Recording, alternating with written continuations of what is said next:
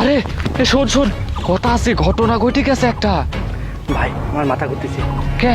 আর আমি দেখলাম তরমুজ কাটেছি, দেখি ভিতরে খালি টেকা আর টেকা।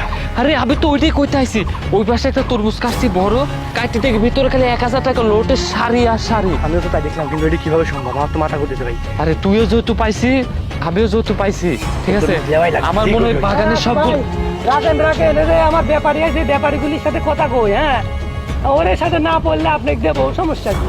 আচ্ছা ভাই দেখছেন, হ্যাঁ ভাই, ভাই আপনার বাগানের তরমুজ তো অনেক ভালো, বড় বড় সাইজ, সুন্দর। দুঃখের বিষয় কিন্তু বেশি ফলাতে পারেনি, জানেন ওই ভুয়ের আইল দিয়ে সাইড মাইটি যা হয়েছে তাই। ওই অল্পই ভালো হয়েছে।